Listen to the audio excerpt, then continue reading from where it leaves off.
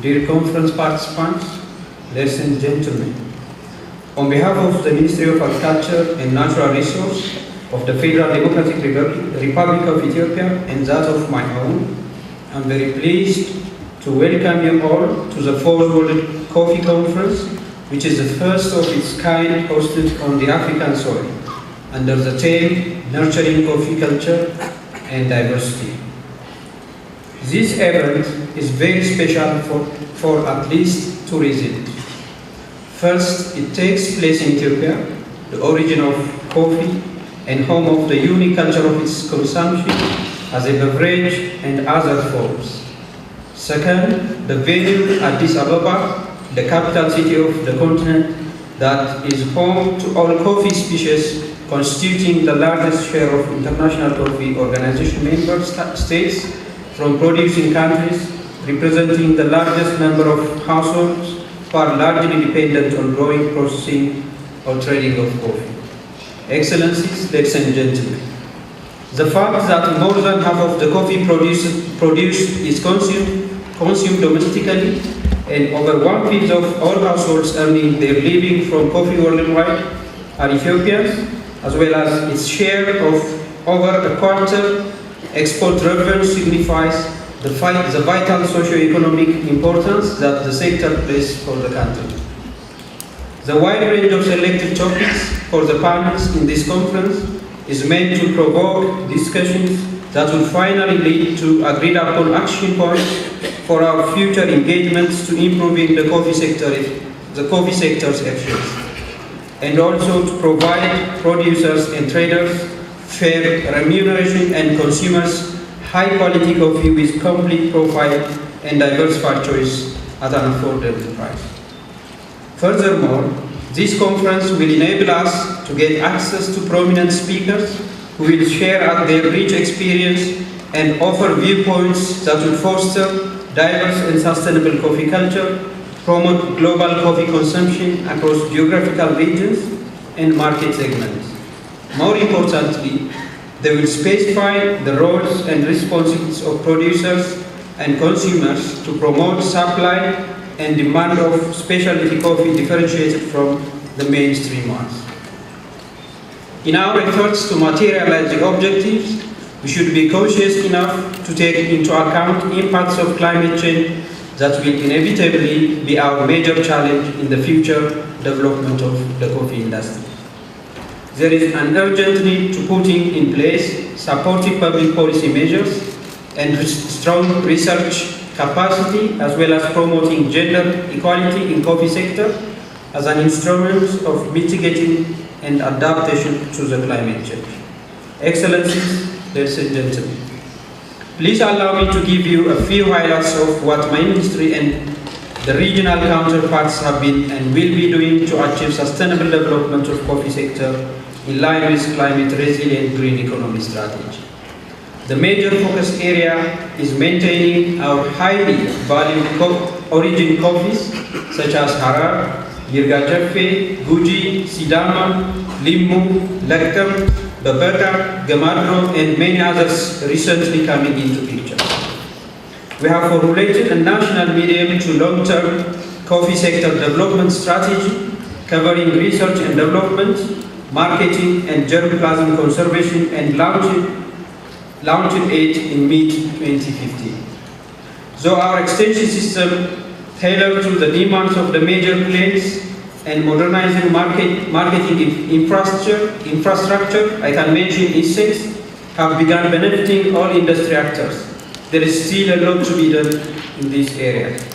In order to adequately address the systemic bottlenecks and undermining the coffee sector's potential for improving the livelihoods of our citizens and increasing the foreign exchange revenue necessary to enhancing the country's economic development, our government has recently established an authority entirely responsible for delivering one-stop extension and marketing service with improved responsiveness to stakeholders' needs and the international market demand. Ladies and gentlemen, we have made relentless effort in the conservation of our coffee germplasm and to overcome the growing challenge we have been in the coffee market. My government is fully aware of the fact that the genetic diversity of Ethiopian coffee grown elsewhere in our globe are less than 10% of My government is fully aware of the fact that the genetic diversity of coffee grown elsewhere in our global are less than 10% of what is potentially found in Ethiopia coffee production systems, and while Ethiopian coffee is growing as an undergrowth of the Afro-mountain coffee forest in southwest and southeastern parts of Ethiopia. I would like to assure you that all our public extension approach and conservation strategies place deep emphasis on reducing environmental stress on cultivated and natural coffee population to counter the evident loss of the optimum bioclimatic suitability leading to a high risk of extinction of the species. It's also important to make you aware of the concerted efforts that we have made so far in collaboration with our development partners is bearing fruits in regards to the conservation of Ethiopian coffee genetic resource, both in situ and ex situ. We do this primarily on the three so far registered UNESCO Biosphere Reserve Centers, others nationally dominated coffee forests, and on smallholder fields growing coffee for generations to live up to our commitment to maintaining and expanding the wide choice of Ethiopian coffee taste and flavor appreciated by coffee lovers all over the world. Furthermore, our research system has been playing a pivotal role in generating environmental friendly and sustainable improved production and processing and coffee germplasm conservation technologies. We look forward to the international community to promote equitable use and fair benefit sharing of genetic resources. Coffee price and volatility issues need to be managed in such a way that they shouldn't negatively impact the sustainable development of the sector and conservation of coffee genetic resources. We have to work jointly against the scenario of coffee price falling while consumption is increasing globally. The major market force responsible for such paradox and the impact of low price and high volatility on coffee farmers and its implication in the future need to be thoroughly examined to maximize the benefits of all parties. I wish you fruitful deliberations and pleasant stay in Addis and Ethiopia while enjoying our unique coffee ceremony. Thank you.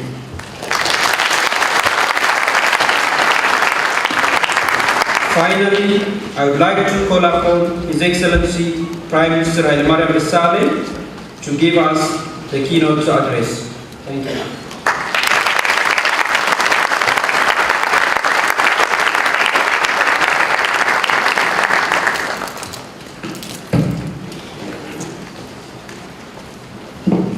Your Excellencies, Ministers, Excellency Dr. Rastas Moincha, Deputy Chairperson of the African Union Commission, Excellency Mr. Ivan Romero Martins, Chairperson of the International Coffee Council, Excellency Mr.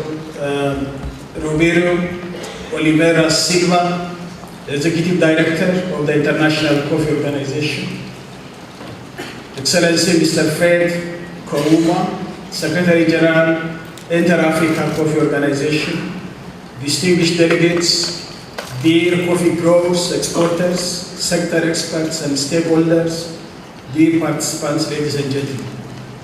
At the outset, let me say welcome to the birthplace of coffee, where it all began. It gives me great pleasure to warmly welcome you to the great city of Addis Ababa, the seat of the African Union and the United Commission for Africa. Also welcome to the 4th World Coffee Conference. We are very pleased to host this important conference in the presence of all of you, the critical stakeholders of the world coffee industry. The fact that this conference is held in Addis has much more meaning to us, and equally, I am sure, to other coffee producers and consuming countries. Here in Ethiopia, coffee is not just a quick pickup, and certainly not just a cup of something to grab on the run. It is rather part and parcel of our social fabric. If you stay a day or two, you'll certainly feel the strong coffee culture deeply embedded in the identity of the Ethiopian people. People across Ethiopia not only drink coffee, but take part in unique coffee ceremony. While coffee is, in its many ways reflect our respective traditions and cultures, its economic value, from which most of the livelihood of our smallholder farmers in coffee-producing countries depend on, is of great significance to our development. In our culture, when someone makes a good cup of coffee, she or he receives blessings from everyone around who enjoys a cup or two. Today, I want to encourage you to ask yourself this question. How much blessing, and by blessing I mean how much remuneration, is going to the farmers who labor, feed the nearly 500 billion cups the world consumes every year? Unfortunately, the answer is very little. The gains of coffee farmers from this multi-billion-dollar industry, which ranks only second to crude oil, are very small.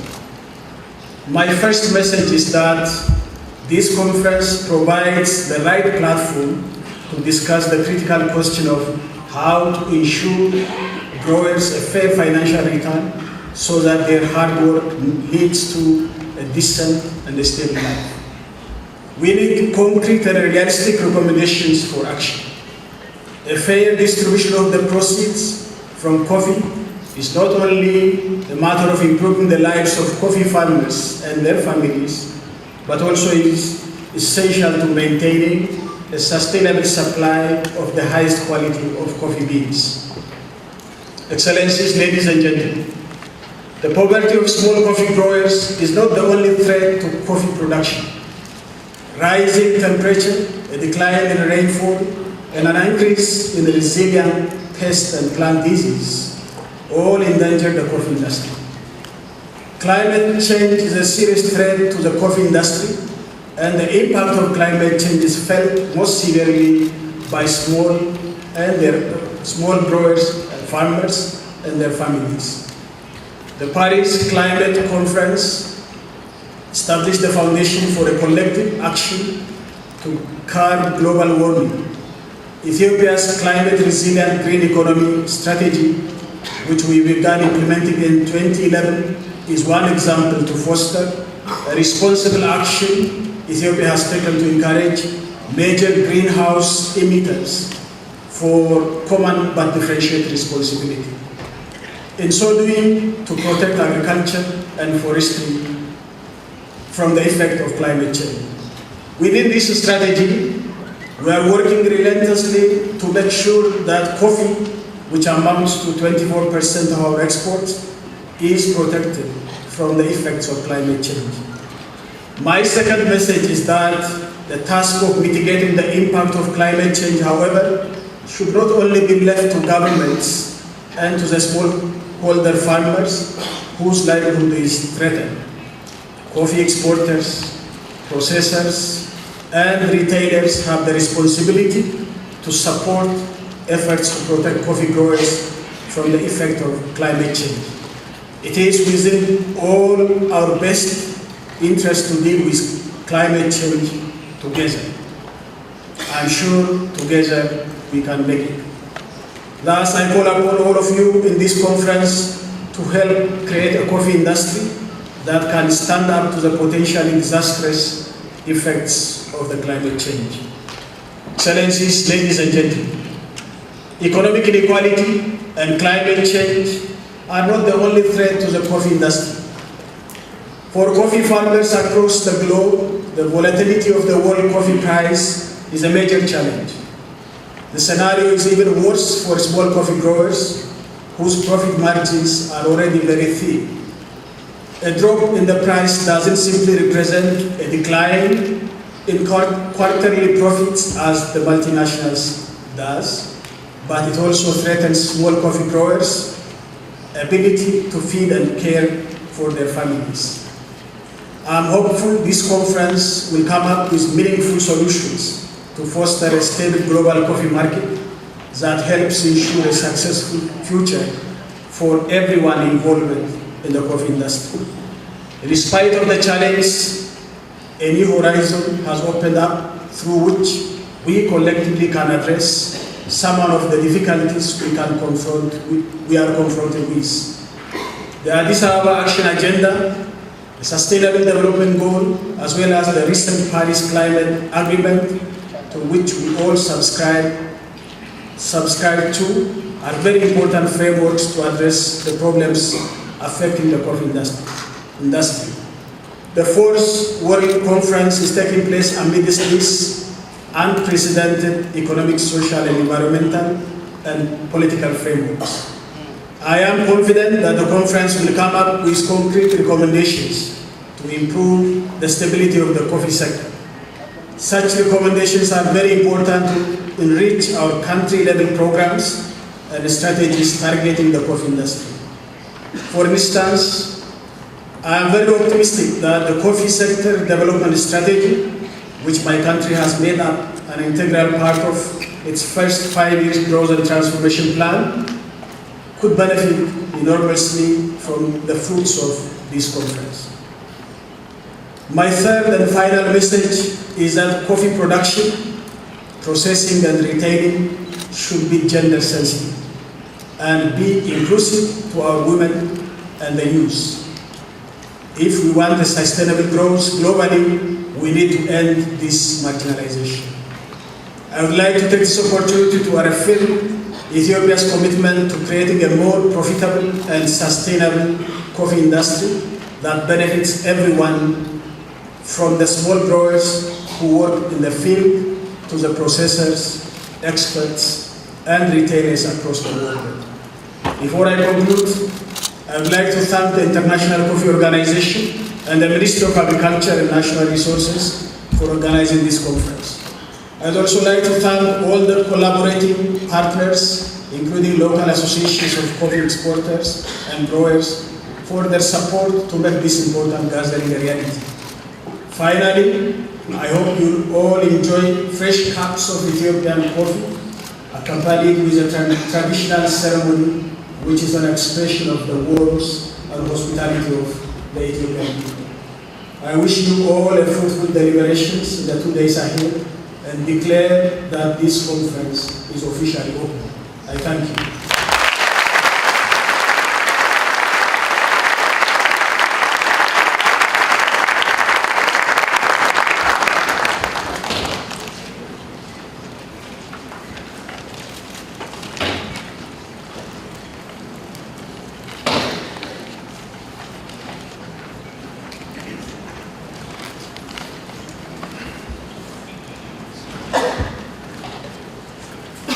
All right, thank you so much, Your Excellency, Mr. Prime Minister, and thank you all honorable speakers, and thank you so much, Your Excellency, Mr. State Minister Wendat, for chairing this opening session, and of course, thank you all participants for your patience and due attention to all the speeches that pointed out the importance of this conference on coffee, and of course the willingness of stakeholders, and especially the Ethiopian government, to take this industry one level higher.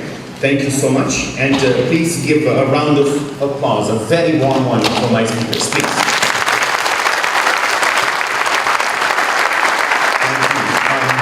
Thank you. I call that a coffee strong applause. Thank you so much. So, before we go, I'm going to give you a few announcements, and then I'll let you go. So, very important announcements. All of you know, if you've been looking at the website, that the Ethiopian Ministry of Agriculture and Natural Resources has been organizing a 3 days tour to the lands of coffee, Yirga Cafe and Sidama. And this is divided into 2 groups. It still exists. So if you want to attend or be a part of this tours, Group 1 will be going there from March 9 to